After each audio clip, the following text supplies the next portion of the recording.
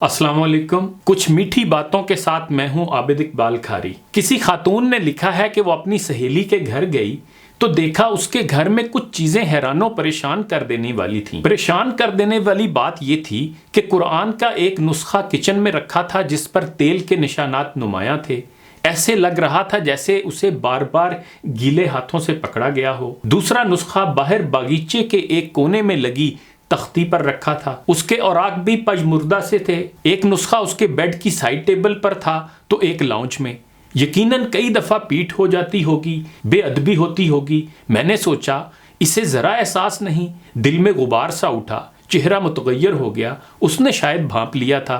तभी बोली, दरअसल बच्चे छोटे हैं और बड़ा ख़ानदान है। बेतहाशा मसरूफियात में एक जगह बैठकर कुरान से इस्तिफादे का मौका नहीं मिलता, इसलिए जगह जगह कुरान रख दिए हैं। जहाँ ज़रा गुंजाइश मिलती है उठाकर पढ़ लेती हूँ। फिर वो कहने लगी कि दरअसल बाजी, मसले भी तो दिन में हज़ारों तरह के पेश आते हैं और हल इसी में मिलता है। लिखारी खातून कहती है कि मैं कुछ समझ नहीं पाई थी। फिर मेरी सहेली गोया हुई, बाजी अल्लाह ने कुरान करीम में हर मसले का हल बताया है।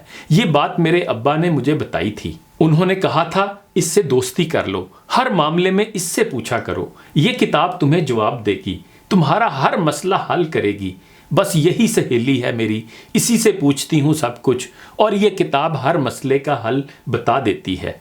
कई मसले चंद आयात ही से सुलझ जाते हैं। उन आयात को मैंने रेड मार्किंग यानी लाल पेंसिल से निशान ज़दा किया हुआ है। जब मसला पेश आए तो इन सारी आयात को जल्दी से खंगाल लेती हूँ। कभी ज़्यादा वक्त भी लगता है और कभी खोलते ही मेरे मसले का हल सामने आ जाता है। तब मेरे आंसू बहने लगते हैं रब की मोहब्बत में। बस इसीलिए इन नुस्खों की ये हालत है। मसलन कल ही मेरी नंद आई हुई थी। खाना खिलाकर किचन की तरफ जा रही थी कि उसकी कुछ बातें कानों में पड़ी।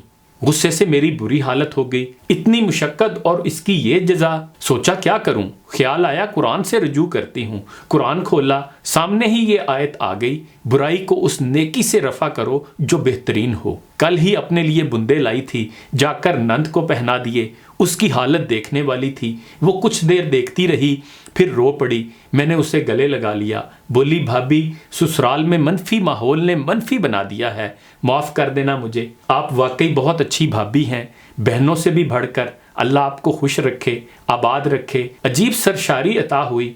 आज जब आप आईं मैं खाना बना चुकी थी। दिल में ख्याल आया कैसे पूरा होगा इतने में।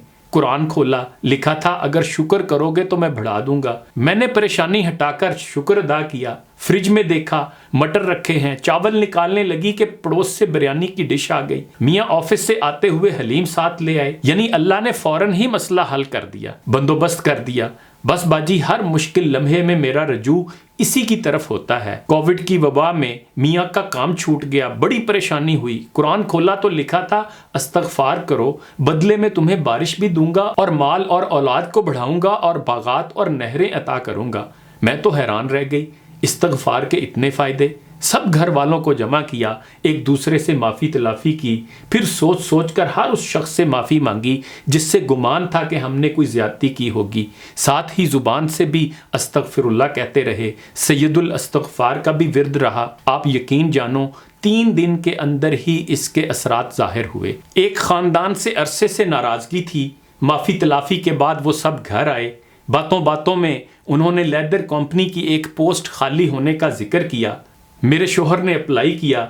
इनके तजुर्बे की बुनियाद पर 3 गुना तनख्वाह और कई सहूलियात के साथ इनकी जॉब पक्की हो गई और नाराज़ लोगों के राज़ी होने से जो सुकून मिला उसका तो अंदाज़ा ही नहीं।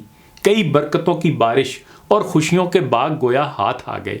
फिर वो लिखारी खातून कहती है कि मेरी सहेली बहुत सादगी से कुरान को सीने से मोहब्बत से लगाए बताती जा रही थी और मैं शर्मिंदा थी। आज तक कुरान से ऐसा सहेली वाला ताल्लुक तो ना बना था और ना ही ऐसी रहनुमाई मैसर आई थी। अब दिल का गुबार नदामत में ढला तो आंसुओं की सूरत बहने लगा। काश कुरान के ज़ाहरी रख रखाव जितनी ही तवज्जो इसकी रूह और असल पैगाम पर भी दी होती तो अल्लाह का कुर्ब मेरे नसीब में भी होता और दुखों की गठरियाँ आज यूं उठाए न फिर रही होती। मैंने मुकद्दस जानकर इसको इतना दूर कर दिया कि इसके असल पैगाम से ही महरूम हो गई। खुदा से दुआ है कि वो कुरान को हमारे दिल की बहार, हमारे सीनों का नूर, हमारे गम का मदावा اور ہماری فکر مندیوں کا ازالہ بنا دے۔ انہی گزارشات کے ساتھ عابد اقبال کھاری کو اجازت دیجیے۔ اپنا خیال رکھیے گا۔ اللہ حافظ۔